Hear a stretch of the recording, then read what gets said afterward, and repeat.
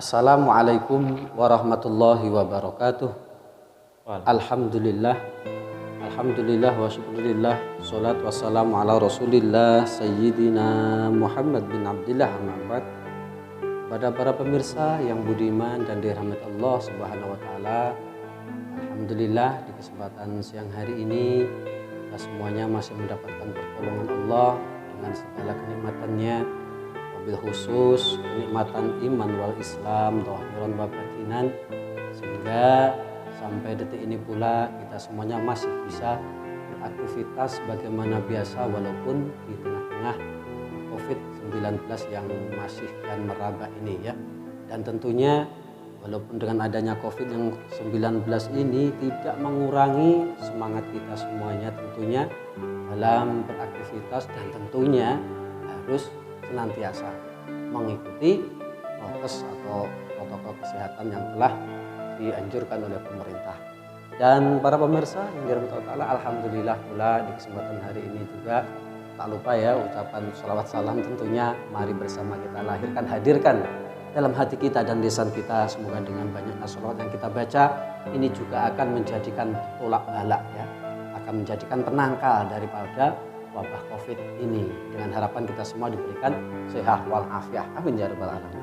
Selanjutnya hadirin dan pemirsa yang dirahmati Allah Ta'ala, kesempatan kali ini alhamdulillah di tengah-tengah kita sudah hadir ya beliau Bapak Habib Wahidatur Ikhtiar ya, selaku penyuluh agama KUA Kecamatan Trenggalek. Di kesempatan siang hari ini tentunya beliau akan berbagi ilmu, sharing, berbagi pengalaman.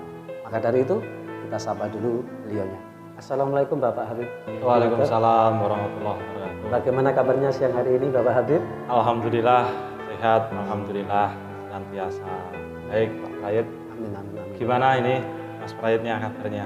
Ya sebaliknya kami sekeluarga Mas Habib, Bapak Habib, kami juga diberikan pertolongan oleh Allah, hidayah dari Allah, hingga detik ini pula juga semua keluarga sehat-sehat walafiat. Dan semoga itu juga terlimpah kepada para pemirsa sekalian dan Bapak Habib ya. Amin.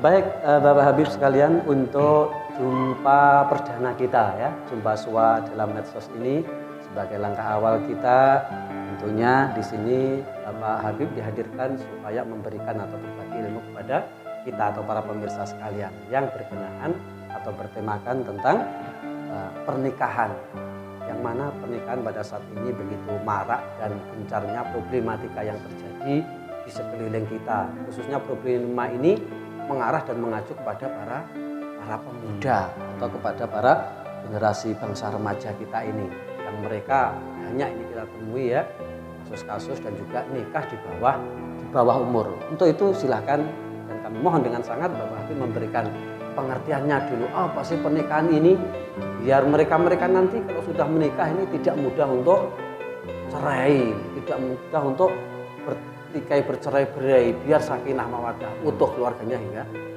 hari kelak nanti. Maka dari itu silakan Bapak Habib pengertian pernikahan itu apa? Tafadhol. Oke, terima kasih Mas Prayit atas monolognya yang luar biasa ini.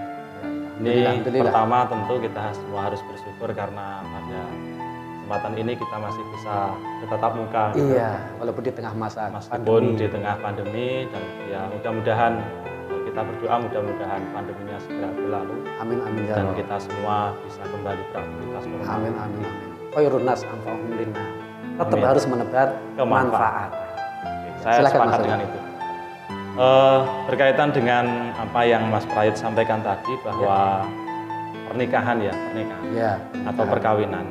Jadi sebagai umat manusia kita harus meyakini bahwa Islam, agama kita, agama Islam adalah agama yang menebarkan rahmat bagi semesta alam. Iya. Semua aspek kehidupan diatur dengan sedemikian rupa, ditata dengan baik oleh agama Islam. Termasuk dalam hal ini adalah pernikahan. Jadi pernikahan ini menjadi satu wasilah, satu instrumen bagi setiap manusia untuk memperoleh kebahagiaan di dunia dan di akhirat. Iya. Lantas secara teoritis atau terminologi apa pernikahan itu? Jadi pernikahan kalau kita tinjau dari segi istilah adalah sebuah ikatan yang kuat, ikatan yang kokoh atau misakon holidon antara seorang laki-laki dan seorang perempuan, yang mana orientasinya adalah mewujudkan ketaatan kepada Allah Subhanahu wa Ta'ala. Jadi secara Islam, secara agama, kita harus memahami bahwa nikah ini tidak hanya urusan penyaluran hasrat biologis semata, tapi nafsu semata, tapi nikah juga sebagai wahana bagi kita untuk ladang ibadah. Ladang ibadah, betul. Ladang ibadah. Dan siapa yang menikah di sini? Siapa yang menikah, maka dia akan memperoleh pahala, memperoleh samudra, bahasa Jawanya ganjaran gitu. Iya, ganjaran yang luar biasa. Dan di antaranya adalah orang yang menikah. Dan di antaranya orang yang menikah menegakkan setengah daripada agama. Daripada atau dinul Islam. Betul, itu ya, pahala yang Islam. sangat luar biasa tentu yang diperoleh ya. Soalnya ada satu riwayat yang menyebutkan bahwa orang kalau menikah itu dia sudah 50% itu hidupnya sudah terpenuhi. Artinya 50% kesempurnaan diri, kesempurnaan kualitas hamba di mata Allah ini bisa. Kemudian dalam perspektifnya undang-undang ya, atau perspektifnya hukum positif itu di dalam Undang-Undang Nomor 1 Tahun 2004 disebutkan bahwa perkawinan adalah ikatan lahir batin antara seorang laki-laki dan seorang perempuan yang bertujuan untuk membangun keluarga yang bahagia dan sejahtera. Jadi konsep dari undang-undang perkawinan adalah bagaimana mewujudkan tatanan kehidupan yang bahagia sejahtera melalui pernikahan. Kalau di KHI, di kompilasi hukum Islam, itu juga diterangkan bahwa perkawinan adalah ikatan yang kuat, ikatan yang holidon, misalkan holidon antara seorang pria dan seorang wanita yang ini tujuannya lebih spesifik, yakni untuk mewujudkan keluarga yang sakinah, mawaddah, wabarakatuh. Tentu. Ya, jadi demikian ya para pemirsa, sedikit pengertian dan wawasan seputar tentang pengertian daripada pernikahan atau perkawinan. Kami berharap sungguh ini untuk para remaja, para pemuda khususnya yang mau membina rumah tangga, merengkuh rumah tangga, harap ini betul-betul dipegang ya pengertian daripada perkawinan ini supaya pernikahannya betul-betul nanti mendapat ridho Allah, mendapat ridho Rasulullah, sehingga betul-betul kokoh pernikahannya abadi sampai di surga Allah Ta'ala. Amin. Nah berikutnya ini Mas Habib yang tidak kalah menarik dan tidak kalah gencar maraknya tentang menyikapi para remaja, pemuda yang tengah melangsungkan atau mengadakan pernikahan di bawah umur. Nah ini kalau menurut pengamatan Bapak Habib ini kira-kira gejala atau faktor-faktor yang menyebabkan itu kira-kira apa ya? Ya bukan hanya kira-kira, barangkali ada bukti autentik yang bisa ditunjukkan atau referensi. Silakan Bapak Habib. Oke. Jadi pernikahan itu kan sunnah Rasul. Di anikah sunati, paman prohiban sunati falaysa minni. Di pernikahan adalah sunnahku dan barang siapa yang tidak mengikuti sunnahku atau abai terhadap sunnahku maka dia bukan termasuk kaum. Dan hari ini kita sebagai umat Islam juga sebagai warga Indonesia sedikit miris. Mirisnya kenapa? Karena pernikahan yang seyogyanya menjadi ladang ibadah, dipersiapkan dengan baik semuanya, aspek mental, aspek psikis, sosial dan seterusnya. Ini ternyata kok ada semacam bahasanya fenomena yang agak ironis. Fenomenanya apa? Fenomenanya adalah tingginya kasus perkawinan anak. Jadi kalau kita membaca survei-survei di lembaga survei yang kredibel itu ada hampir 2.000 lebih kasus perkawinan anak yang baru-baru ini muncul di Indonesia. Perkawinan di bawah anak di sini maksudnya usianya di bawah ketentuan undang-undang. Iya. Jadi undang-undang sudah menegaskan batasannya umur pernikahan. Kalau dulu di Undang-Undang Nomor 1 Tahun 2004 itu kan yang laki-laki 19, yang perempuan 16. Kalau sekarang ada revisi, ada perubahan undang-undang, semuanya harus 19 tahun. Ini kalau kita mau mencermati bahwa di sana mengandung filosofi, mengandung maksud yang sangat penting penting. Iya, sangat dalam. Bahwa menikah itu tidak hanya seputar cinta, Bukan hanya kesenangan, bukan hanya kesenangan, tapi juga kematangan hidup, persiapan lahir batin. mempersiapkan lahir batin yang lebih baik, yang mana nanti akan berimplikasi pada kondisi keluarga. Kalau nikahnya ditata dengan baik, usianya sudah matang, maka insya Allah keluarganya juga akan semakin harmonis dan sehat. Jadi memang perkawinan anak saat ini menjadi tantangan yang sangat besar bagi kita. Betul. Namanya bagi umat Islam. Ya. Memang dalam Islam itu kan batasan balik itu kan haid dan kalau yang laki-laki Batasnya kan di haid. mimpi keluar Mimpi mani basah kan dan gitu. seterusnya. Untuk ukuran usia memang tidak ada. Tidak bisa Iya, permanen. tidak ada yang membatasi sepenuhnya. Tapi karena kita juga hidup di wilayah negara, yang mana negara juga menjadi wasilah kita untuk membangun kehidupan yang lebih baik, ya kita harus mengikut sertakan diri ke dalam sistem pemerintahan Iya, itu. betul. Jadi seyogyanya dan bahkan menjadi kewajiban kepada kita untuk taat pada peraturan-peraturan negara. Jadi kan, Hukum negara, hukum agama dipatuhi. pakai atiullaha wa atiur rasulah wa ulil amri. Seperti itu. Nah, jadi dengan persiapan yang matang tentunya juga usia lahir batin yang sudah siap ini nanti di akhir tentunya juga akan mengurangi ya dampak-dampak perceraian. Nah, potensi tingkat perceraian juga akan semakin menurun atau syukur-syukur ini nanti tidak ada lagi yang namanya istilah perceraian. Jadi gini Kang Raid ya, nikah itu kan salah satu menghalalkan yang haram dan bahasanya membuka pintu gerbang kehidupan baru. Jadi sesuatu yang haram, katakanlah hubungan suami istri itu dulu sebelum nikah itu haram, akhirnya oleh nikah jadi halal. Kemudian juga masuk ke pintu gerbang yang baru. Artinya ketika orang memutuskan menikah, dia harus siap dengan tantangan, kondisi, kemudian guncangan-guncangan kehidupan yang belum pernah dialami sebelumnya. Kalau kita ngomong perkawinan anak, ada banyak faktor sebetulnya penyebab Yang menjadi penyebab faktor. Iya.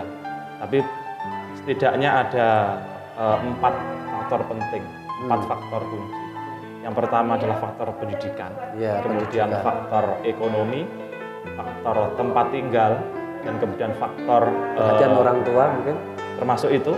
Kemudian yang terakhir yang paling bahaya adalah faktor arus globalisasi. Oh iya betul. Kenapa kok ini masuk? Karena gini, faktor pendidikan mungkin orang yang ngapunten nggih, kalau pendidikannya masih level bawah itu kadang orientasi ke arah peningkatan karir, kemudian pendidikan yang lebih tinggi ini akan kurang, sehingga kalau sudah balik ya dia akan ya kemana lagi gitu, biasanya gitu.